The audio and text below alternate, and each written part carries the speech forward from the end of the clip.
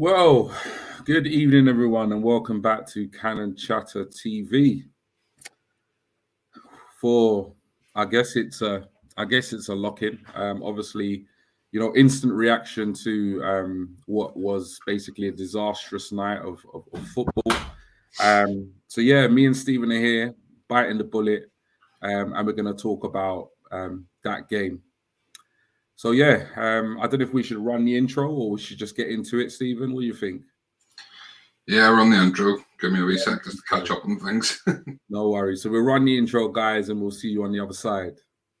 Arsenal have gone through an entire league campaign without losing. The first time it's happened.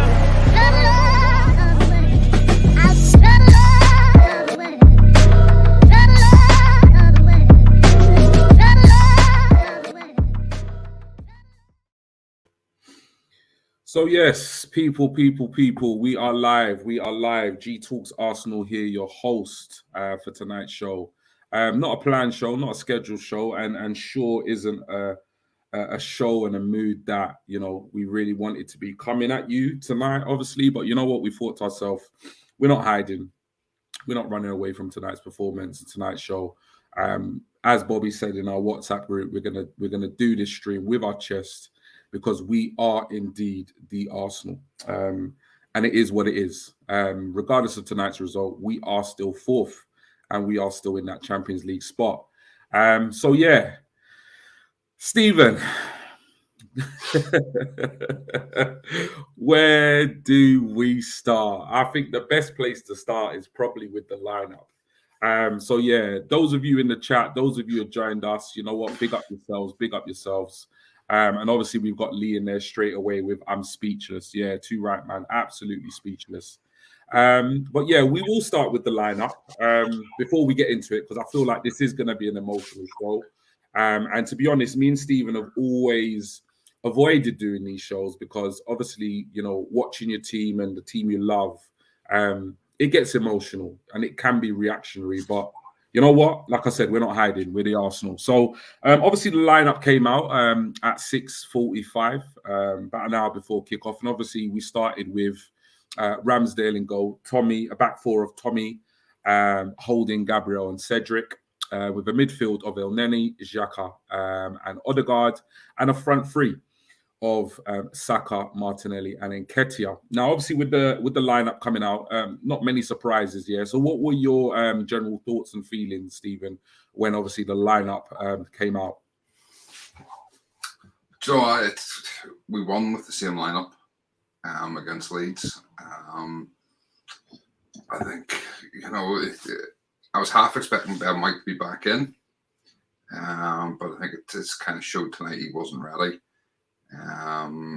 But credit to him that he actually wanted to be in the squad, even if he wasn't ready. But do you know what? I can't really fault the lineup. Based on what we have available, there's nothing else really you could do. And this is unfortunately goes back to what we sort of have said since January, and that the fact that we failed to strengthen the squad, and all of a sudden all we have is a very, very small squad of 18 players. Yeah. It's come back to bite us, and we always said it would come back to bite us. With Tierney out injured, we had Ben White injured. Saka has been flirting with an injury. Tomiyasu's been out injured so much. It's just, it was clear we needed more players. Yeah. Party's out. Sambi, I don't know what Sambi Lukonga just doesn't seem to be able to get a game. From what we had available, it was the best squad that we could have put. You could argue you put Tomiyasu on the right, Cedric on the left. 6 of 1, really. Yep. You could have played Tomiyasu on the right and put Tavares at the left, but I think it's pretty clear Tavares is probably on his way out. Yep. Either on permanent or on loan. The fact that he's not getting games, and Tomiyasu's playing there. So I was all right with the lineup. I was happy when I seen Romero out for them. Yeah. You know, I thought, you know, that was it. Sanchez came in. Davinson Sanchez came in for them. Yeah. Hadn't played since like kind of end of January, mid February, kind of. I heard.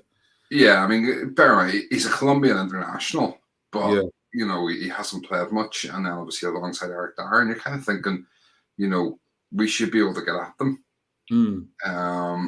But again, well, I'm sure we'll come on to some of the performances in a minute, but I think it showed again tonight where we are a bit lightweight in certain areas. So, what was your thoughts? Yeah, like to be honest, echo everything you said. You know, I even tweeted, you know, team news, you know, thumbs up, let's go. I was pretty happy with the lineup. Like you said, you know, everything you've said in terms of squad availability, in terms of, you know, what you know, Arteta at this point has at his disposal. I didn't have any qualms with the lineup. So yeah, pretty happy. And by all accounts, like, you know, I don't know what you made of the first kind of 10, 15 minutes. But it was, you know, from the moment the game kicked off, it felt like a right scrap. That's what it felt like. It felt as though both teams were definitely up for the game, and it was very competitive. It was very, very physical. It was a very competitive game, and obviously, you know, it felt like a North London derby. Do you know what I mean? That's what it felt like, and you kind of felt like the game was on a knife's edge. You know, before, obviously, we'll get into, obviously, the decisions and stuff and, you know, the fact that we played against 12 man tonight. But it felt like it was on the knife's edge. It really did for me. But, yeah, what did you make of the start in terms of, like, the first kind of 10 minutes or so? First 10, 15 minutes, I thought we controlled the game. Yeah. I mean, they didn't. We had a couple of opportunities to break at us. But I think, you know, we were breaking up anything they were coming at, you know. We knew what was going to happen was they would let us have the ball and they would try to hit us in the counter-attack. Yeah. And it, you know, it looked like we were prepared for that. We were breaking up any opportunities. We were quick to the ball. We were quick to, you know, to try and get at them. So, you know, I thought, as I say, overall, we were, for the first 10, 15 minutes, we were the better team. And I was sitting there going, okay, I think we might be okay tonight. I don't think I was ever massively confident we were going to get the win. But I thought the main thing is don't lose. Yeah. And in that sort of first 10, 15 minutes, I was going, yeah, we'll be okay here. You know, I think we might get a result. And then obviously it all went downhill from there. But yeah, I mean, we started off well. I think we came out of the blocks firing, and I kind of felt that I think Spurs would have been expecting that. Yeah. And I think we needed to make the most of it, you know, and unfortunately we didn't create very much, but we did, you know, we were controlling it without creating, if that makes sense. Yeah. I think, you know, again, it shows where we lack just a little bit in certain areas. Yeah. You know, the fact that we couldn't create anything. And yeah. I'm trying to be positive at the minute. Although I'm sure like every Arsenal fan, I'm hurting right now. I'm hurting. Yeah. Well, let's go to the comments because obviously, you know, you know, exactly how we feel is exactly how, you know, the entire fan base feels. Apart from some very special and weird ones out there that are probably, you know, rejoicing at the fact that we've lost tonight. But yeah, Sam Wilson here. You know, big up, Sam. Yo, both of you, respect for doing this. Shows the character this channel has. Thank you so much. Thank you so much, Sam. This is Luca's life. Top 4 is over. And we'll probably get onto that a little bit later in the show because I guess we'll all have our thoughts. You know, some will be kind of immediate. I guess, you know, we'll get into that in a little bit later. I think there's a lot to talk about before we get to that point. Robert here. Hi, Robert. Just saying, lads. Nice to have you this evening.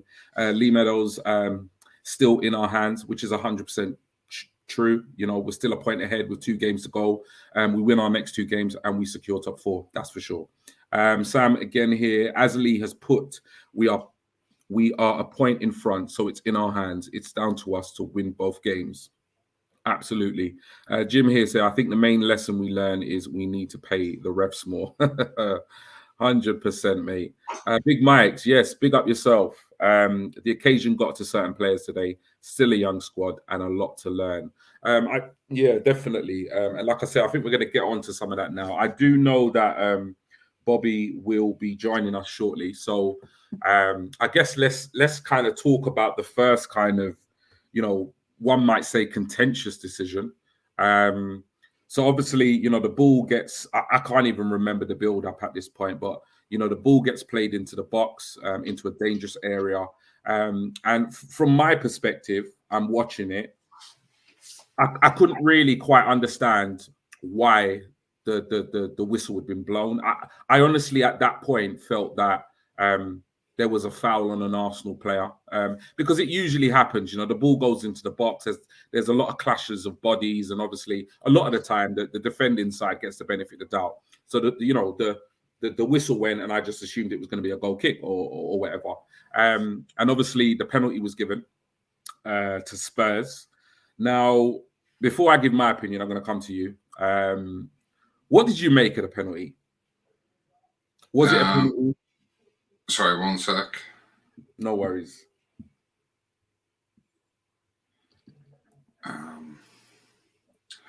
Well, do you know? It was soft. It was soft. I can see why it was given. Yeah. I can, in the sense that Cedric backed into him slightly, but it was soft. And I would say, if it had been down the other end of the pitch, I don't think it would have been given. Yeah. If it had been Harry Kane backing into one of our players, Spurs would have got a free kick. Yeah. Spurs probably would have got a penalty, to be fair. The way Harry Kane gets on. But, so it was soft, but I can understand why it was given.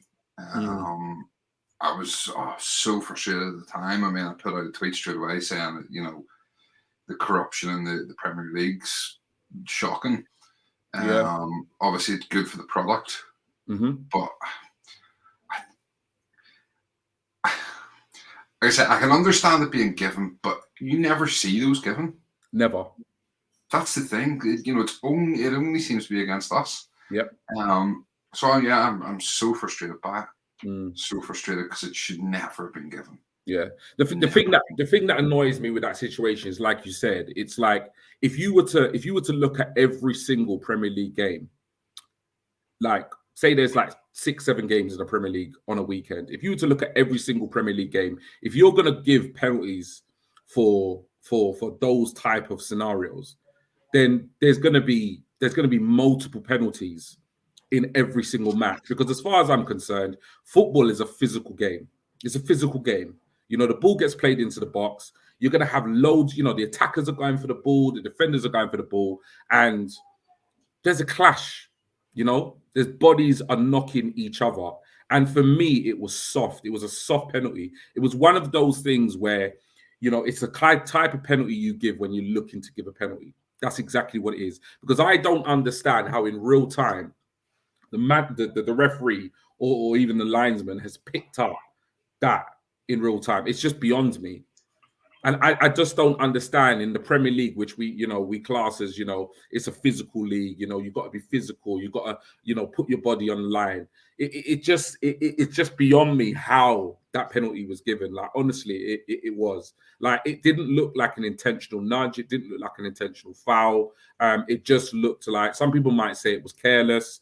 But like I say, it's in the melee of a cross going into the box. And you've got defenders, defending for their life, and you've got attackers wanting to get to the ball. And obviously, Son made an absolute meal of it, as he always does. He felt a nudge, and obviously he just turned into, I don't even know, what's that diver called that everyone compares Kane to? Daly. Tom Daly. Yeah, Tom Daly. Obviously, he turns into Tom Daly and he goes rolling over. And it's almost like the ref was literally just waiting to give a decision against us. So yeah, I was going to say, I mean, the quickest the ref moved tonight was his hand going out to the penalty spot. Yeah, he was. It was just looking. It was looking for that opportunity to give a penalty as quickly as he could. Yeah, definitely. Definitely, and it'll be really interesting to kind of hear what Bobby's opinion is on that. I know he's scheduled to kind of join us in a minute. We'll go to the comments because obviously I'm sure people are going to have untold opinions based on that decision. And for me, it was a key decision. I think some people might look back and say, it didn't massively impact the game. Listen, for me, in my opinion, it's a North London derby. With the magnitude of that match, with the way both teams play, the first goal was always going to be crucial in tonight's game. So for me, regardless of how the game ended, it's massive in terms of the way the rest of the game played out. So we've got Robert here saying soft pen, but not enough to change the decision. I think Rob Holding decision making was the thing that hurt Arsenal the most tonight. Yeah, and I think Rob Holding is not going to be popular amongst Arsenal fans, if I'm honest. Nathan Barnes here. Good evening, Nathan. The penalty wasn't what killed the game. It was the sending off. And we're going to get onto that. Yeah, I mean, I have to agree with that. The penalty didn't kill the game. It changed the game. It changed the dynamic of the game, though. And I think it's, definitely. It was very evident that we weren't getting anything out of that game tonight from that referee. 100%. Everything was going against us. And we'll come on to talking about Holding in a minute, but you could see Song gets away with elbowing. Yeah. Like a deliberate elbow. Yeah. And I mean, I know we're going to talk about it, but Sky Sports and their commentary, whoever, I can't remember if it was Jamie Redknapp or whether it was Gary Neville said something about, one of them said something about Holding doing kung fu moves. I know. Or judo moves or something. He said it was, because he basically flicked them over his head when he was lying on the ground. Yeah. It's like, he's just going to elbow him in the face. Yeah. But you don't mention that. So, I mean, I agree completely with Nathan there that the penalty wasn't what killed the game. It was, the sending off killed the game. But the penalty changed the dynamic of the game. 100%. Jim here saying it didn't even go to VAR. Big Mike saying Spurs players weren't even appealing for that penalty. There was no time to appeal for the penalty. You're bang on, Big Mike's. There was literally no time for the Tottenham players to appeal for the penalty because that's why I didn't even know what had happened. Because when the ball came in, my instant reaction was, he's blown up. Because in that scenario, 9 out of 10 times, not even 9 out of 10 times, if you're not Arsenal, you get the benefit of the doubt in that situation. And they blow up for the defending side. So I just assumed ball out of play, infringement on an Arsenal player, goal kick. And when he gave the pen, I couldn't even believe it. Because, if you slow it down, there's no appeal from any of the players. And I'm telling you, if you've blown a whistle and given a penalty before Harry Kane's been able to appeal for a penalty, then I'm telling you now it's not a penalty. It's just not a penalty. Do you know what I mean? So Big Mike's here. Spurs players weren't even appealing for the pen. Bang on. Absolutely bang on there, Big Mike's. Nathan saying, funnily enough, I think we've played a lot worse this season. We weren't terrible. And Jim here saying goals change games. And Spurs play on the counter. Obviously, it helped them. And and that's something that, because obviously before this game, we did a couple of streams this week. And I went on Albert JTV's stream. We did our obviously preview, and I also went on one of the a lounge on Armory TV, and we spoke a lot about that. Was a big talking point was obviously how the game was going to be played, and it was pretty unanimous. I'll bring you in 1 second, Bob. It was pretty unanimous in terms of how the two teams played football. In that the first goal in this game was going to be massively crucial. It didn't affect the final result, but it definitely changed the game. Right, Bobby, we're bringing you in, man. We're bringing you in. So this is on you, Bobby. Bobby said, you know what, bun it. Let's do the stream, man. Let's say it with our chest, man. Do you know what I mean? All these gooners crying, man. I was just like, oh my God, come on. There's a little bit of pragmatism, a little bit of realness in this, man. What we've covered so far, so obviously we've spoken about how we started the game, but obviously the first kind of contentious decision that we've just discussed, we've given our opinions on, is the penalty. So give me your thoughts on the penalty. Was it a penalty? Or do you think it was a penalty? I don't think it was a penalty, not in a million years. Well, there you go. No, the Tottenham players didn't even appeal for it. This is what Big Mike just said that. I was confused for about 3 minutes after the penalty, wasn't I? I was still like, why haven't VAR looked at it or anything? Come on, if you can't see what is going on there, then you're done. Basically, there's an agenda against us, isn't there? They need to try and keep this top 4 race going, or they don't want Arsenal in the top 4, or there's something going on. And I've actually came home and put the Sky on. I've got them 3 clowns on the 2 clowns and Theo Walcott on the screen.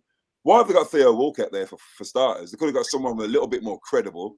And then you've got. I mean, listen, in the car on the way home. First of all, before I got home, listening to Sky Sports. I'm in the car on the way home listening to Talk Sport, because that's all that's on in my car. Wow. Listening to that prick, Cundy, who had a shit career, who didn't do anything for Chelsea.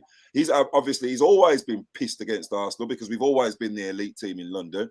And that knobhead, what's his name? I can't even. What's his name? The Spurs twat is all over. Sorry about my language, sorry. You know what his name is? Jamie O'Hara. Oh my God. Yeah. The music in a bit, playing, laughing, talking about Holden, and then playing like the little laughing VTs in the background. They're loving it. They're absolutely loving it. And they had on live the Talk Sport interviewer interview Mikel Arteta. Like, there was a guy being interviewed, a Tottenham fan. Obviously, they were all sucking each other's dicks. So, sorry about my language. And then they cut him out to go to the Mikel Arteta interview. Now, I've never heard more bullshit driven. Oh, sorry, my language. I've never heard so much. Oh, the questions that they were asking him. Yeah, basically, you basically touched on it in the chat, Stephen. Saying the way that Sky were asking the questions, he was basically telling the interviewer to shut up, wasn't he? And he was basically doing the same with this guy, because this guy was just basically feeding him stuff. But the one part that I really loved, and my cousin's with me, he's next to me now. The one part I really loved, both of us started applauding and go, "Yeah, Mikel," in the car. He was like, "Oh wow, so Monday is going to be really hard now, isn't it?" And Mikel's gone, "I can't wait for Monday. Bring Monday on. I can't wait for Monday," you know. And he just the interview went silent, and I was like, "That's the spirit. That's the spirit. Still in our hands. It's still in our hands." They forget that, you know. They all ruled us out at the beginning of the season when we lost 3 in a row. We didn't score a goal. You know, they're loving it now, and I'm still listening to them. Look at it. This is the longest post-match analysis I've ever seen. They're loving it. They love it. When we lose, they love it. Sky love it. Talk Sport love it. Because all the pundits suffered for Arsenal and Arsene Wenger. They did. Yeah. All those players were rubbish. Jamie Redknapp didn't achieve anything in his career. Robbie Keane didn't achieve anything in his career. Why? Because Arsenal was so great. Gary Neville, he could have done a lot better if Arsenal weren't around. Jason, who are you? You play for Chelsea. No one don't care about you. Jamie O'Hara was released from Arsenal when he was 12, not even when he was 16. He was released at 12. So he's still bitter. You can hear it in his voice. I'm here for it, man. Bobby. I hear you. I hear you. My team, Arsenal. You know what I mean? We shouldn't even be in the top 4 discussion. We shouldn't even be in the top 4 discussion. Yeah, Harry Kane's been scoring 20 goals a season for the last 9 years. We've got fucking Eddie Nketiah and Lacazette up front. Harry Kane hasn't even been scoring recently, and their other guy, Son, he's second top goal scorer in the Premier League. But you're still behind us. You're still behind us. I hear you, man. I hear you. Jim saying, yeah, the youngest team in the Premier League. We've got the youngest team in the Premier League, and we're in the top 4 discussion after being bottom at the beginning of the season. We were 8th last year. We shouldn't even be here. And everyone's crying. I don't get it. Like, pundits are trying to kill us. We can still get top 4. What are you going to do then? What are you going to do if Burnley beat Spurs in the next game? If Burnley beat Spurs and we batter Newcastle, what are you going to do then? You're going to cry. Right. He's the ref for Monday night. We have Jim here saying, "I love this Bobby." The pressure's on. What? Do you know what I mean? Man, give us some respect, man. You know what I mean? No, the next year, you know what it is? You want to know what it is, G? Stephen, you know what it is? They're all scared. They're all scared. They can see what's coming. If we can do this with this group of players, with Chaka, with El Nene, look what's going to happen when we get Tielemans. What's going to happen when we get Jesus? Huh? Okay, I don't mind. Give us Europa, because next year we'll be ready. We'll be ready for you guys. You're all going to be quiet then. Yeah, Conde, Jamie O'Hara, Gary Neville. Oh, I don't trust Arsenal. What about Man United? A couple of weeks ago, he was still saying, "Oh, I still think Man United might get in there fourth." Yeah, he did. What happened to that? I don't hear you start talking about that tonight. Sorry about my language tonight, by the way. Twitter world, sorry. Right. We're gonna move on. Got a few Guinnesses. No worries. Sorry about that. We're gonna move on from the penalty claim. Now, obviously, we've got here John Anderson in the comments saying, Bobby speaking the truth, pundits have an axe to grind and they need to be called out for it more. Jim saying when we get Jesus, they're gonna need Jesus. So yeah, in terms of, obviously, I can't even remember, like, obviously, when I was watching the game, obviously the next big thing that kind of happened in the match was obviously the second yellow card for Rob Holden, which meant obviously he saw red. And I must admit, my initial reaction when I saw it was, what are you doing? Like, that was my initial reaction, because obviously I knew he'd already been booked, and I actually tweeted, I was like, Rob Holden's really got to be careful at this point, because obviously he was in a very physical duel with Son, and I thought to myself, yeah, this looks like this could go south. And then obviously when it happened in real time, to me it looked frankly like an elbow to the face. That's what it looked like, and I just thought to myself, what is he doing? He's lost his head. Now, obviously, as I'm watching the game, I'm on my phone at the same time, and I start to see, things come through. So somebody shared a video of Son elbowing, Holden, moments before that. That obviously wasn't looked at by VAR. It wasn't looked at by the ref. There was also a still image. There was also a still image of, the Rob Holden supposed elbow. But if you actually look at the still image, Son was already on his way down. With his arm, yeah. So in all fact, if had he been upright on his feet, it would have been technically a shoulder barge, and it weren't even an elbow. So, Stephen, give me your thoughts on the two things. Obviously, the elbow by Son that was not picked up by any of the officials or VAR, and also the second bookable offence that saw Holding see red. So Son shouldn't have been on the pitch. Should have been off. It was a clear elbow. And I said that earlier on. It was like, no VAR either. Sorry. Yeah. They were moaning about, I can't remember whether it was Gary Neville or Jamie Redknapp saying, Holding, pulling judo moves, pulling them off. But like, what would you do if you'd just been elbowed in the face? And the guy's lying on top of you. Of course you're going to pull them off the top of you. Idiots. So, yeah, I mean, Son shouldn't have even been on the pitch. Rob Holding, it was a soft sending off. Yeah. But it was, they were saying, again, you heard Redknapp and stuff at halftime, oh, he could have been sent off for that challenge alone. No, he couldn't. Yeah. Talk crap. He was never getting sent off for that. But it was 2 yellow cards, and yeah, he probably did deserve to be sent off, but, Holding should have known better. So I much as I was frustrated with the decision, I do think he let Son get the better of him. He let Son, play him, and Son's good at that. He's very clever. He's very clever when it comes to that. He is very clever when it comes to these things. So Rob Holding should have known better. And for me personally, I hope it's the last we see Holding in an Arsenal shirt. Because I've said it before, I don't think he's good enough. Yeah. I hear you. I'm just being honest. It's it's the same thing with him. I'm sure we'll touch on it. Eddie Nketiah, El Nene, Holding, 34. These are all players that sentiment says, oh yeah, they've had a few good games here and there. But yeah, I mean, for me personally, all 4 of them are players that I said at the start of the season shouldn't be at the club anymore. Yeah. And nothing this season has changed my mind about it. I would get rid of them all.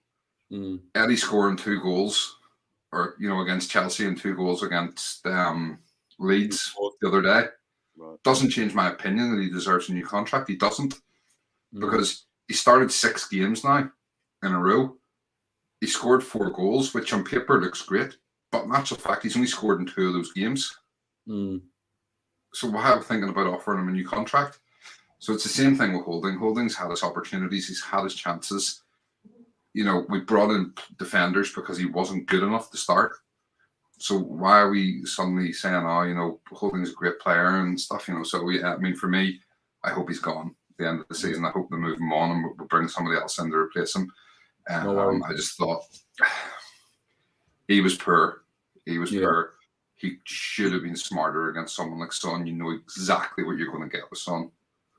You do. Yeah. I was frustrated with it. It was a stupid sending off, and it cost us the game. No worries. Before I come to you, Bobby, I'm just going to go back to the chat. Keith here. Good evening, Keith. Evening, chaps. We've also got Jim. Big up, Jim. I actually felt like it was coming for Holding, more on Son and the ref than Holding, which is what I said. I think as soon as I saw Holding go into the book, my heart dropped. I kind of felt like at some point he was going to get a second yellow. Russ here. Good to see you, Russ. The ref couldn't wait to get his cards out. Paul Tierney is a disgrace. Right, Bobby. Couldn't wait to get them out for Arsenal players. No, it's true. It's true. Thoughts on, obviously, I don't know if you've seen the Son elbow, because obviously I know you was watching the game, but I was on Twitter when I saw it. But I don't know if you saw the Son elbow that happened before the Rob Holding supposedly elbow. But just give me your thoughts on obviously how you're feeling, the fact that Son was still on the pitch, and did you think the decision was right to send Holding off? Well, I kind of shared my thoughts in my rant before. There was an agenda against the team, and you could tell that because in those first 2 clinches, in the first clinch, I thought that Son did like a back kick. Because there was 3 clinches, weren't there? And Holding got booked on the 3rd one. The second one was when Son done the elbow, and the first one he done like a back kick. So I'm not sure whether Son should have got sent off, but I thought the elbow should have at least been looked at, and that was one of the things I found strange with the game. There was no VAR.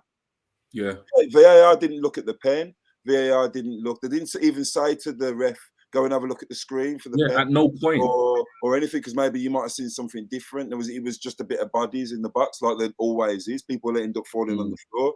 That always happens in football. Like I don't get why VAR wasn't more prominent in that game today. It's baffling to me, but at the same time, it's not baffling because we know there's an agenda. Whether it's about they don't want Arsenal to succeed and go forward, or it's about they want to keep the top 4 race going to keep people watching. I don't know which one it is, but it's definitely one of them. It has to be because as I've said in some of the comments, put that referee. I actually said I actually said at the pub that I thought that referee is actually okay. We've had him before and stuff. He's never been one of those refs that you've noticed. When you don't notice a ref, then they're good normally, aren't they? And normally you don't notice him, but we noticed him tonight, and we didn't notice VAR. So for me, that says the referee had a really bad game, and he dictated the game because I thought the first 15 minutes or so we was quite good. We was okay. We was holding position at times, and it was what I saw was a draw. I saw a draw written all over the game. 100%. Referee basically changed the game. For me on Holding, I think he deserved to go. After getting the first yellow, you've got to be smarter. You can't be going in and I didn't think it was a definite red at first. I thought it was a definite red because it looked like he put his elbow. Real time it looked bad. But then afterwards, when I saw it, but it was his intention. It was kind of another thing for me is that Stephen's probably touched on his level kind of showed that he didn't actually scan his area, because if he'd have looked, that ball was going through to Ramsdale. I don't think Ramsdale would have got to it before Ramsdale. I saw somebody tweeted that. He'd have looked at that. He probably wouldn't have even had to have done that, because Ramsdale does play quite high, so he was already on that ball. Do you know what I'm saying? He had one bounce and it was in the Ramsdale's hands if you looked at it. So for me, he didn't scan, and I don't think long term he's good enough to be a starter for Arsenal. But Ben White's very rarely injured. You know what I'm saying? Yeah. If we have Saliba coming in, I don't mind Rob Holding being 4th choice centre back. Because I think he could in a North London derby. Do I want him playing? No. Do I want him playing against the top 6 teams? No. Would I want him playing in the latter stage of cup competitions? No. 50% of our games are against teams that are lesser than us, and I don't mind him playing in them games because he's done okay. He hasn't done badly in the last 2 games that he's played. He hasn't stood out as being poor. Yes, he's not amazing, but if he was going to be 4th choice centre back, I wouldn't mind because it means we don't have to go out and spend more money on another centre back. So going forward, I don't mind him being a squad player, but I think because of the way that Mikel has shaped this squad this season, not having that many bodies, he's just been used a lot more than really he needs to be. So that's my kind of stance on Rob. I'm not his biggest fan. Him, El Neni, and Nketiah are 3 players I definitely wanted gone. Yeah. The thing is with Bobby, the thing is with Rob Holding, right? How many years has Rob Holding been at the club? And I know he's had a lot of injuries. I know he's had injury problems. But in all those years, he's made less than 100 appearances in the Premier League for Arsenal. And I think that tells you something about the quality of the player. Yeah, it's true. Also, it shows you the quality of where we're trying to get to. Yeah. Do you know what I mean? Because I don't think David Luiz was anything amazing compared to him, to be honest. And we haven't had amazing. I didn't rate Koscielny. So I don't think we've had. We've not had amazing centre backs probably since Campbell and Toure. So I don't think saying that Rob Holding hasn't had his. One thing about him is he loves the club. He's been there for a long time. Wenger bought him. He's 27. He's a good kid. And that's all it kind of matters. He's got a 4-year deal. He's not going to be. He's only on like 50 grand a week. He's no nonsense, isn't he? And against your Norwiches, against your bottom half team, you know he can come in. If we need to give our top centre backs a rest, he could come in and do a job. And also in those games, how important has he been in that run where we've switched to a back 5 and he's come in and slotted in between the 2? He's been quite important. He has done well. It's only when he's played poorly, just like when Cedric played poorly the other week, we start looking for new right backs. When Rob Holding has one bad game, he gets red carded. Everyone looks bad. That's the reason why Xhaka has had so much stick over the years, isn't it? Because everyone always concentrates on what they do badly. But if you actually concentrate and look at what Rob Holding does, he hardly does anything that bad. He's had one bad game today. But going forward, I understand what you're saying, Stephen. Yeah, he's not our answer as our top tier. But I think Mikel's proved that because he never plays him. I think the problem he has to. Bottom line, the problem is for people, and we're all around a sort of similar age. The 3 of us. There's a few years age difference between the 3 of us, but there's not much. But we all grew up in an era where we had that back 4. Proper centre back. We were spoiled. We had Tony Adams, Steve Bould, Martin Keown. We had Winterburn and Dixon, who were very rarely ever injured. We had that quality backline. Yeah. And we've never replaced them because how do you replace those? Well, that's why our level's so high, isn't it? Yeah. So, and maybe other players get stick for that, don't they? You know what's crazy? I was with the Blues fans at the Carling Cup final and sat right in front of Koscielny when he basically lost us the final. Martins. Yeah, with Obafemi Martins. And even before that, I'd never actually rated Koscielny. But people have always rated him because he always used to pop up with the goal. Do you know how much stuff I broke in my house that day? Do you know how much stuff? I think I broke imagine how I felt. My missus about it. I broke the remote. I broke my glasses, and I think I might have broke an ornament because I just went mad in the house. I literally went mad. It's funny though, but you were saying something, Bobby, about agenda, and it's like obviously I've watched the game. I've gone in the kitchen. I made a cup of tea or whatever. And obviously my missus like, yeah, I know you lot lost, whatever. And she goes, you know what? She said to me, you know what, babes? I didn't want to like mess up your mood earlier, but she was like, I could have told you that was going to happen. And I was like, what do you mean? And she was like, you know what she said? She was like, you know what she said? She goes, I don't watch much football. But even I know they were never going to let Arsenal win tonight. It was going to be too straightforward. Yeah. She was like, if you look, she don't even watch football. She said there is no way they were going to allow Arsenal to win tonight and have that wrapped up. She was like, what is good? It's all about product. It's all about money. And they want to see a run-in. They want to see the next 2 games, it still be alive. And she goes, I don't know why you do it to yourself, because you were never going to win that game tonight. Impossible. And I thought to myself, you know what, Char? It's true. Like we were playing against 12 men tonight. It's as simple as that. You know, and there is an agenda. And people might call us sour, people might call us bitter, people might call us biased, but as far as I'm concerned, I see it. I see what's in front of me, and that's what I see. I see a clear agenda against Arsenal. I'll be honest, though, I've never been one for all that, G. No. But like, how can we not? Man. Like, it's there, man. It's there.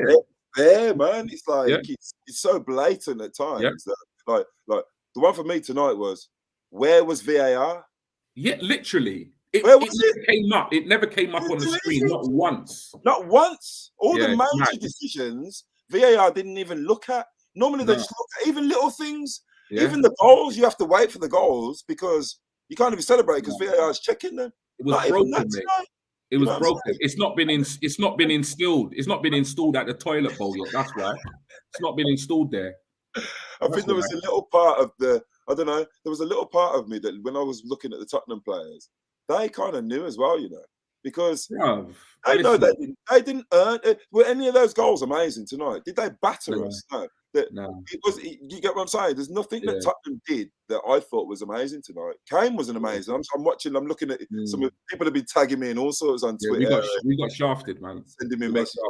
He wasn't great tonight. Yeah. Son wasn't amazing. So for me, I'm genuinely tonight did not affect my mood going forward about Arsenal at all. It just made me. What it did is it over enhanced my fears that there is a massive agenda against us. And where's it come from? Fear, knowing that we're on the way back. Simple as that. I hear you, bro, man. We'll quickly go to the comments. Keith, obviously backing up what we're saying here. They want a massive end of the season at both ends of the table. Title was pretty much done now. So, Jim saying here, Xhaka is banned for the rest of the season. Now, I saw something about this.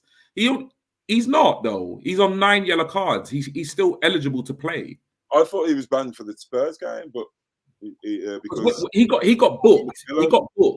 He got booked late in this game. But when he got booked, it came up with a 9 yellow cards. To get banned, you need 5, and then if you get 10, but someone in the pub said that before the end of the season, last 2 games, that they cancelled the double jeopardy thing. So if you have totting up thing, you don't. Yeah, so I'm not sure, Jim, how accurate that is. I never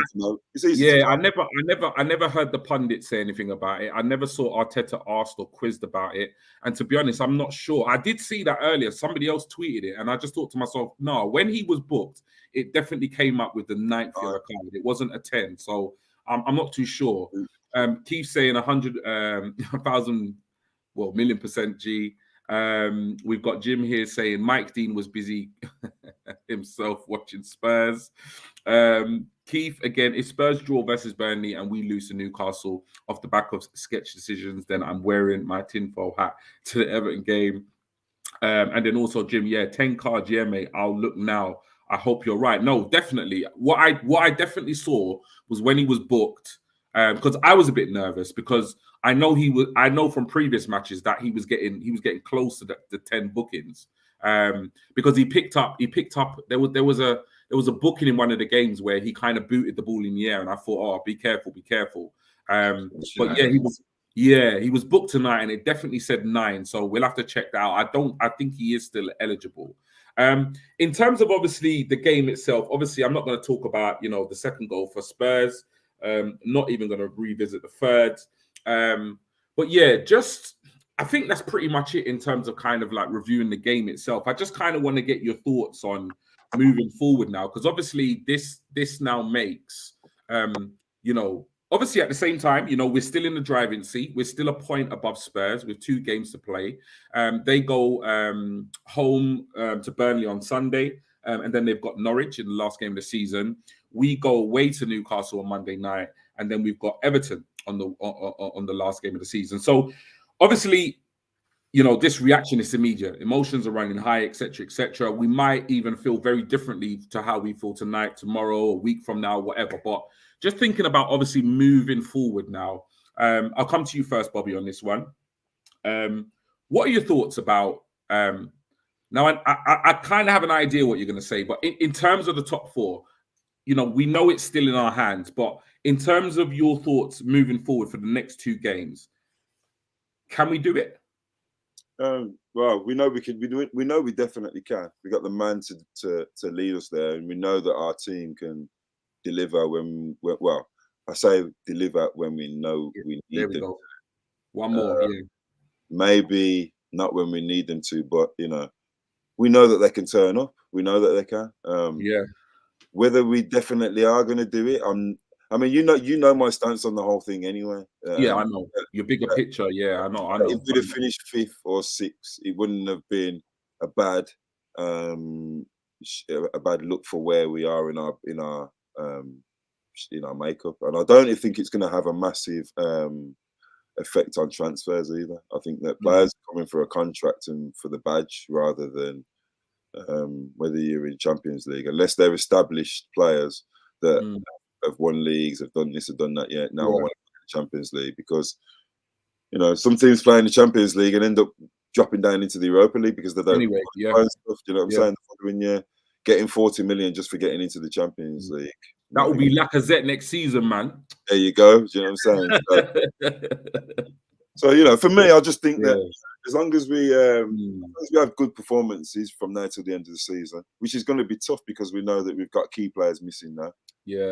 As long as we have good performances, as long as we go up to Newcastle and we know that we can go to Newcastle and win because we always. You're going to that game, right? Isn't it? You're going there. Yeah, I'm going to that game. Yeah, but we know that we can go there and win. And winning at the Emirates this season has come quite easily. So I'm positive that we could get top 4. But I honestly don't think that if we don't get top 4, it derails our process. I don't think it derails it at all. I don't think it derails Mikel Arteta's thinking. I think if anything, it would probably speed things up a little bit because the intensity of the games that he's going to be playing is going to be slightly higher than if he was in the Europa, and that would probably be it because it would impact on the squad domestically because it always does. If you look at West Ham's form this season domestically compared to how it was last year, they're only in the Europa. Being in the Champions League would affect our squad massively. So probably that going into the transfer window, we probably end up signing a few more bodies, but I think in terms of him implementing what he wants to implement in terms of, his way, the way that he plays and the way that people think around the club and stuff, I think that's going to take a little bit longer to do. Season in the Europa, not under the spotlight of being in the Champions League, because what comes with the Champions League comes pressure. Bottom line, we're not going to win the Champions League, but every time you lose a game, then pressure. And obviously you got big game after big game. You're going to be in the Champions League, then you're going to have a domestic game the following weekend. So I'm not sure whether as a club we're ready for that pressure just yet. I don't know whether fans have actually thought about that, but they haven't. Liverpool and Manchester City are the only teams that will be able to manage both things. Look at Manchester United.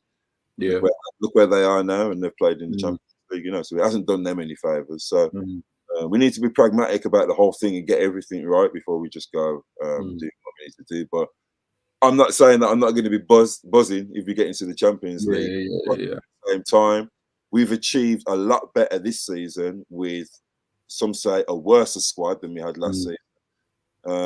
And we're secure in Europe, and Champions League's in our own hands. So for me, this season, whether we get top 4 or not, has been a massive success. And I'm excited for next season now, even more so. Yeah. And you've stayed, to that stance kind of throughout. In terms of looking at the bigger picture and whether we finish 4th, whether we finish 5th, etc. And I remember having conversations with you ages ago when we first kind of connected and stuff. And for you, being in the top 4 was never the kind of be all and end all. So yeah, you stayed solid to that stance. Coming to you, Stephen, but before I do, just a couple of things here. So Jim did actually look it up. He just looked it up, and yeah, he is one more. So he is on 9 bookings. Jack is on 9 cards, so we're safe. We've got Scott here. Big up, Scott. Good evening. Big up, guys. Couldn't imagine being on a stream so soon after that. We'll need a week to digest the result. Players were scared. The ref was garbage. Jim here saying the media would love... We ain't the same as other channels, man. Kind of chatter, we're there for this team. You know what I mean? Win, lose or draw, we're there. Kind of chatter. Come on. Everyone else is crying into their pints, man. We're here ripping our flags. You know what I mean? 100. Jim Howson saying the media would love us to get spanked in the group stage. And Gary's saying here, hello, G, Stephen and Bobby. But 2 wins and we'll forget today. Right, Stephen, I'm going to come to you with regards to top 4. So, yeah, obviously you've heard what Bobby's had to say. We've had conversations in the groups, WhatsApp all night, etc., etc. What are your feelings going into, obviously, the Newcastle and the Everton game? Obviously, what's your opinion in terms of will we or can we get top 4?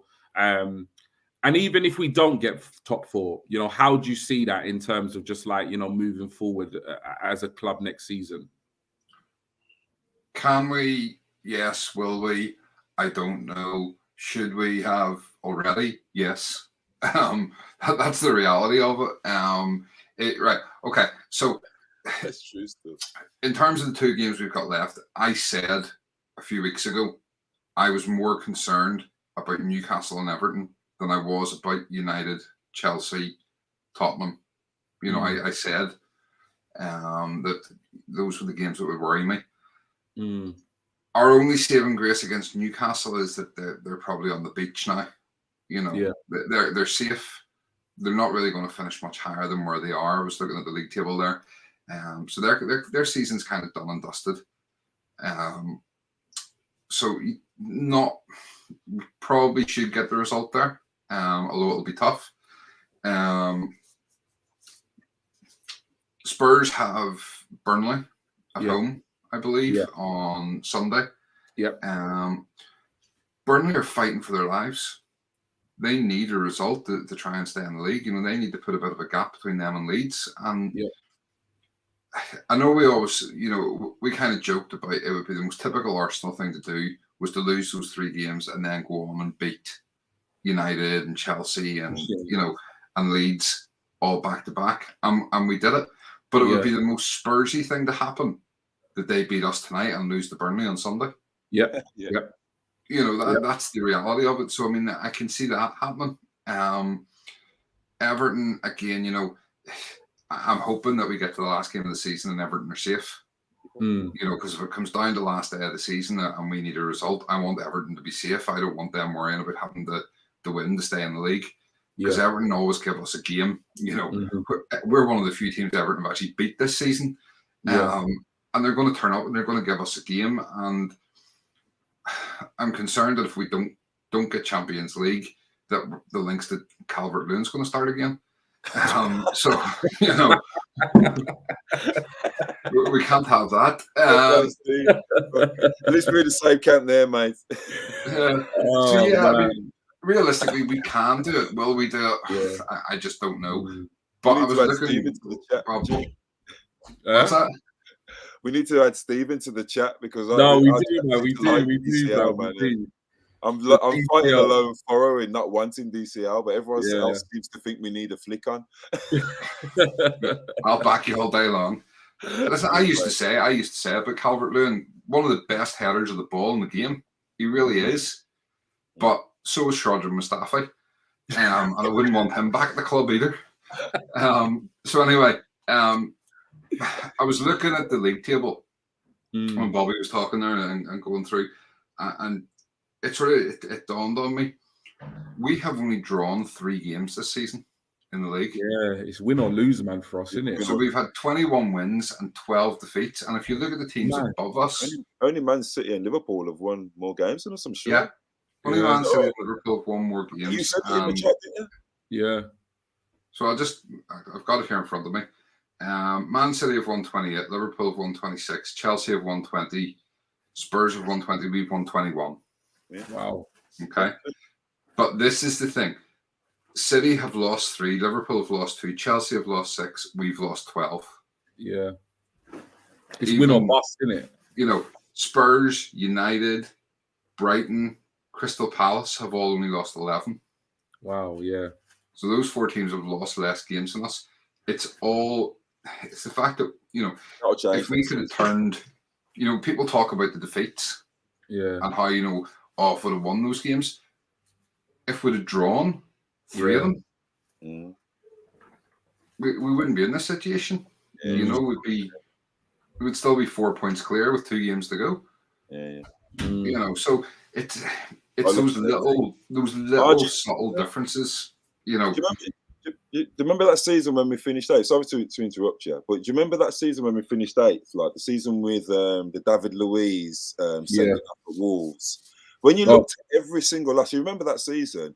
I think we conceded the 3rd least amount of goals in the Premier League. That season. But when you went back and analysed all our losses, it was always fine margins. It was never a battering. It was always we was just there or thereabouts in the way that we lost. Yeah. Sorry to interrupt you, Steve. It was just that kind of backed up your point, kind of thing. What you're saying. Yeah. The other thing as well is, people talk about. I'm just seeing a comment coming in there from Russ, and we apparently shored up the defence. I mean, we now at this point have conceded 6 goals more this season than we did last season, and yet we're all sort of banging on about how much better the defence is this season. Exactly. It's not. It's not. That's the reality of it. We've ground out more results, and we're not drawing games. Yeah. A few of those games that were lost, if we could have turned them into draws, we'd be in so much better position. But it's just, for me, the squad's too weak in terms of, if we don't get top 4, how it affects our season, in terms of transfers. I think Bobby's right in what he says, and a lot of the players will still come, but there will be, I don't think all of the players that we're potentially looking at, I think we have to shop at a slightly different level. I think, there are players out there that we would have a chance of signing if we had Champions League. That, we have to sort of say, right, well, we move to the plan B. And it's not everyone, there's a lot of the players will be still willing to come. Like, I think Jesus will still come. Yeah. And there's a couple of other ones there. It all depends on who we actually want. At the end of the day, we're linked with all these players as we are every year. Yeah, it's all rumors. How many of them do we ever sign? Yeah. That's the thing. And we're going to do like an end of season thing. And one of the things we're going to do is we're going to go through and create our own squads for next season in terms of who we would sell and who we would buy. And I think that'll be quite interesting because you kind of base it on, when you're doing something like that, you'll generally base it on rumors you've heard. Yeah. Not necessarily on players you would go out and buy, because you think in terms of, well, if we're linked to these players, generally there's no smoke without fire is the kind of attitude when you're writing that sort of thing. That's what happens, isn't it? So it'll be interesting to see who we actually get. I don't think, as I said, I think Bobby's right in saying that, a lot of the players will come for the badge, they'll come for the money. There's not that same thing anymore, where you go because you love the club. Yeah. Players don't come because of a love for the club. They come for a love for the money. So the prestige isn't there like it used to be for any club. Different world now. Yeah. I do, as I said, I do think it sort of takes out of our hands a couple of players that we're potentially linked with. But, I know a lot of people, I've seen this thing of, we don't want Champions League because we're not ready for it. Or, this squad's not ready for it. But I said to G the other day, saying that, that's accepting that this is the squad we would go into the Champions League with. It's not. No. If we get Champions League football, we're going to recruit for Champions League. Yeah, we have to. We have to, really. We have to recruit anyway, don't we? Yeah, we have to recruit anyway, but we're going to recruit a higher caliber of player. And I'll be honest with you, This is something when we go through the sort of squad review at the end of the season. For me, the level of player we have right now, the majority of them are Europa League players. Yep. And I think they were bought with qualifying for the Europa League in mind. Yep. Yep. I don't think a lot of these players were bought with the intention of playing them in Champions League football. Because for me, a lot of them, whilst they've had a good season, aren't Champions League players. You know, so it's a catch-22. You know, we want Champions League football, but we don't have Champions League players. Can we get Champions League? You know, are we going to sign Champions League players with Europa League football? You know, so it's hard to know. The only thing that gets me with that is that when you look at the players and the level of the players in the Champions League compared to the level of the players in the Europa League, when you look at the top players in the Europa League and then you look at the top players in the Champions League, I mean, look at the two finalists in the Europa League this year, and then look at the finalists in the Champions League. The level of the players in those teams are like miles apart from each other. But when you look at the level in the rest of the tournament, it's not too far when you think about it. When you look that Villarreal got to the semi-final and Barcelona got to the other semi-final, it shows you that it's not about names and players. It's more about tactics, how the squad's being built, chemistry. There's a lot more to it than just except like Man United have proved that, haven't they? CR7, Champions League, Varane and Sancho. Crazy. And they've absolutely stank. They finished second last year with Rashford was pretty much their best player, that kind of guy. Then they bring in who's supposedly one of the GOATs of the game, and they're eighth, and they're going to be in the Europa next year. Is he a Europa League player? You know, so it's that kind of rhetoric is something I don't really argue against it, but I've never really kind of got it because remember, G, we actually spoke about it in a stream a while back. Where we said that most of the players in the Champions League are actually of a really poor level. You've got some players in the Champions League that have got full-time jobs. They're actually part-time footballers, you know. So the prestige in the Champions League over the last few years, when they've expanded the competition so they get more games, so they get more views, they're changing the way that the Champions League is. The Champions League only really has... that's why now if you look in the group stage, they always put two really good teams because they want to have at least two games that people want to watch. The rest of the games, no one don't really care about. When Liverpool are playing against Qarabag, no one don't want to watch that game. And when Man City are playing Sporting Lisbon, no one don't really care about that game. Everyone wants to watch when Man City play against Atletico Madrid and you know against the top tier teams. So that's why they've changed our format of the competition. So that's what they're doing now. They're doing that. So it doesn't necessarily mean that the quality is better. It just means that what they're trying to do is they're trying to squeeze as much money out of it, out of the product as they possibly can. So I think that the level of player now, I mean, that's why we've got a player of Partey. Partey wasn't even in Europe last year, but he was earning £1 million a month. Yeah. You've got some Champions League players that probably don't earn £1 million in the whole season. Do you know what I'm saying? So I get what you're saying. I get completely what you're saying, Bobby. I understand what you're saying, but I want to take you back to the point that you actually made, which was apart from the teams that are in the final, and you compare the teams that are in the final of the Champions League compared to the teams that are in the final of the Europa League.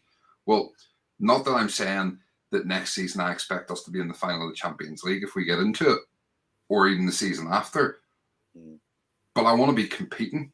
I want us to be signing players that are good enough that we have the possibility of getting into the final.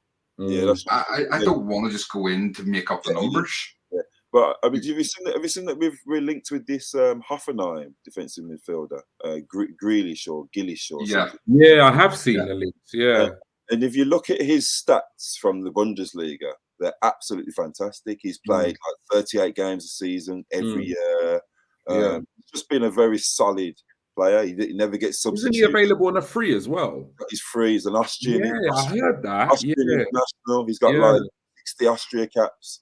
He's like he doesn't get yellow cards or I don't think he's. I think he's had two red cards in his whole career, and like 2 red cards in the last 4. I mean, 2 yellow cards in the last 4 years, something like that. That's until he gets shafted by the English Premier League players. Yeah, of course, yeah. But he's like he's a good player. A 34 shirt. but my point is like he's not the kind of player who you would think he was a Champions League level player. Yeah, I hear you. Yeah. And then when I look at Tomiyasu, who we signed, and then when you think about the grief that Ramsdale was getting in our chat, these aren't the kind of players who you would assume that would be Champions League level players. But under the right manager, under the right badge, the Arsenal badge, and with the right chemistry and teammates around you, you can easily become Champions League players. You know, when you look at think back to the fact that we were in the Champions League for 16 years, but we never, ever had a chance to win it. Shamak and Bentner and them man there. Like those players that were in it, Champions League level players, because your Benayoun's and your Monreals and your BFGs who were in it every single year, they weren't Champions League level players. Yeah. So, you know, for me, there's a tough one, man. There's like 4 to 6 top level teams in the Champions League, but it's now getting smaller where it's not to do with the brand, it's to do with the actual team. And I mean, look, we're Ten Hag with his Ajax team. Even though Ajax have got a great name, none of those players were what you call top class players at the time. They were all young stars, weren't they? You know, so that's kind of changed the mold. The way that Sevilla have won three Europas, you know, it's not always the brand team that wins the Champions League. Sometimes it's the best team and the best chemistry. Do you know what I'm saying? So I don't know. I think the football, the landscape is kind of changing, and hopefully we can be at the forefront of that. Hopefully. We'll go to the comments here. Jim, Everton are like Dyche era Burnley now, so I'd fear them. We've got Ross saying, and we apparently shored up the defence. And lastly, we got Ross saying, last clean sheet we had, Leno was in goal. Just to kind of give my thoughts on the top 4. It's mad because I'm not going to sit here and predict we're going to finish top 4. I'm not going to sit here and predict like we're going to finish 5th, 6th, or whatever, because I think one thing this season has taught me is that we just really don't know what's going to happen from game to game. Like literally, it's been you know, I watched the fans forum the other day. I didn't watch it. I read up on it, and I think, you know, Josh Kroenke summed it up pretty well when he said it's been somewhat of a roller coaster, and it has. And I don't think anybody can predict what's going to happen between now and the end of the season. It could be wrapped up probably, you know, during the next round of fixtures, or it might go, you know, right down to the last game of the season. And I'm really not sure whether we can do it or not. My gut feeling is telling me that it's not going to go our way. That's my gut feeling is telling me it's not going to go our way for whatever reason. At the same time, I really do want us to get Champions League football. And I do understand the narratives and the arguments that we might not necessarily be ready for it. But I just feel, and we are, you know, probably ahead of schedule in terms of like Arteta's process. At the same time, I just feel like there's nothing wrong with potentially accelerating that process somewhat. And it has been a long time. And I think, you know what, a lot of it, you know, a lot of it is, I feel as well. I feel like a lot of it as Arsenal fans, it's not even so much about the Champions League. I think a lot of it is about the fact that if we don't get it, it means Tottenham are going to get it. I think a lot of it is that. I think a lot of it is to do with the actual rivalry, and ultimately the top 4 decider means we either finish above or below our North London rivals. I think that has a massive part to play in why so many of us at this point are desperate to get top 4, because I said at the beginning of the season, I'd be happy with 5th or 6th. And that has somewhat changed, obviously, because of the way the team's performed, the results we've got.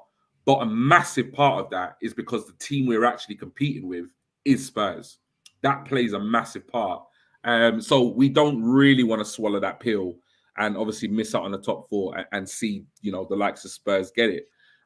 So yeah, it's going to be tricky between now and the end of the season. My gut instinct is telling me, you know, we're not going to quite get there. But at the same time, as much as I'll be disappointed, I'll be happy if we finish 5th. Like you said, Bobby, I think it would be it still would be a very successful season.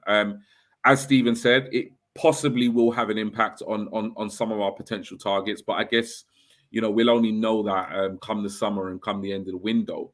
But yeah, that pretty much kind of wraps up the show. I'm not sure what we're doing in terms of Newcastle preview. I guess, you know, we'll have a chat and we'll decide what's going on tomorrow, because I know some of us might be on another channel, which is a Newcastle platform channel. We might even do a lock-in to preview, obviously, Newcastle. It's a bit different this weekend because obviously our game's on Monday. So if we don't do something tomorrow, we might even do something on Sunday. I don't really know what's going to happen, but we'll keep you posted. Before we go, obviously, Stephen, any last thoughts? Anything else you want to add? And obviously, anybody in the chat, if you want to post any kind of questions or thoughts before we wrap things up, please do put them in the chat now. Yeah, I was just checking there while you were talking. In terms of the odds for the top four. Yeah. Because obviously, we're still favourites, I think. Yeah. No, we're not. Oh, we're not. I've checked two different bookmakers two bookies that I've used. Okay. And I occasionally use. Both have both teams at 5-6. Okay, join it. So there's no favourite with the bookies over who's going to finish top four. Can't split them. Final thought. Disappointing result. Ref ruined it at the start. Holding poor. Should have done better. It is what it is, though. And as Arteta said, it's kind of, we've got to put it behind us now and focus on the next two games. Yeah, it's still in our hands. We need to get the results. Nothing, that's it. We have got to get the results. Yeah. No, I hear you. Before I come to you, Bobby, on last thoughts. Obviously, Jim's put in a question here, and I'll come to you first on this, Bobby. Quick question: Laka or Eddie? Which do you start in the next two games? Stick with Eddie. Yeah, Stephen? Laka. Okay, there you hear. For me, I ain't got a bloody clue. I don't know. I really don't know. I really don't know, man. I think, whatever. I don't know. So I'm just gonna leave it with that. Bobby, any last thoughts before we obviously wrap up tonight's show? Last thoughts for me. So a lot of the same what Stephen just said. Yeah. Gutted that we lost. Gutted that we lost in the way that we lost. I'm not a bit like Mikel. I'm not gutted with the players because they gave their all. But yeah, I thought Holden was fucking stupid. But we know he's not the best centre back in the Prem. Yeah. Eddie was disappointing. A couple of things that he did really pissed me off. Did you see that back heel thing that he did? Yeah, that annoyed me. Really pissed me off, that did, because he could have just laid Martinelli ahead, and then he could have got round. We were lucky to get rid of that. Could have done something there. And I suppose just like it's what our fan base does, isn't it? We lose, and everything's the worst thing since sliced bread. It's never good to lose a derby. It's never ever good to lose a derby, of course, but we've lost derbies before and won the league. You know what I mean? So. I just think tonight we just got to be a little bit realistic and see where we are at and where their team's at. They should be beating us, and the only reason they beat us is because they had the referee's help. Said that the first penalty wasn't a penalty. Rob Holding, shit bastard. Sorry. Doing this. Sorry, Stephen. Don't sack me, kid. I'm still there for you, Mark. I'm going to learn. Remember I said to you, I've got things to learn. These are the things I've got to learn. I keep on thinking we're just chatting, mate. Sorry. But Rob Holding, anyway. Rob Holding. He done my head in tonight, man. Sorry. Yeah, man. Because I just think he was unnecessary. We was in control of that game before that. And a half. I'm 50-50 on the pen. I'll be honest. Yeah. Because someone sent me what Cedric did afterwards. And if you look at him, not even looking at the ball and just basically barging into Son. But, if Kieran Tierney's fit Tomiyasu's right back, and Cedric's not even on the pitch. You know what I'm saying? So I'm thinking if we go to Tottenham tonight with our strongest team, it's not even a contest, and that's what gives me hope. I hear you. So for me, I think that's the message that Bobby Brownhill wants to share. If we'd have gone there with our strongest team, we have to be positive. If we've gone, I'm not talking about the strongest team with signings. I'm talking about the strongest team with the signings that we've got now. Kieran Tierney was fit. If Partey was fit, you know, if Tomiyasu was right back, we're winning that game. We know that for a fact. So going forward, when our not starters are as good as the starters, because we've acquired them in the summer, it's a different Arsenal, and that's the reason why the pundits are shitting themselves, because we finished we finished fourth or fifth with a team that was third bottom at the beginning of the season in the youngest Premier League. I keep on saying the same thing over and over, but it's facts, isn't it? It's that those are the facts. If next season, when he buys Jesus, when he buys another striker and he buys a midfielder, and we've got backups for those players, your Tillemans and your Hickeys and maybe another centre back, a Saliba, you know, and we're rubbish, and we you know, we're fighting for fourth or whatever, then we can start to moan, and then the pundits have a reason to get on us. But other than that, they just haven't, mate. They haven't. So I'm happy, man. Let's stay together as Gooners. Let's stay positive. And let's see the bigger picture. And yeah, man, bring on Newcastle. Bring on Newcastle. I'm going, by the way. First time with the Gooners in St James's Park. So wicked. I'm so excited, man. Wicked.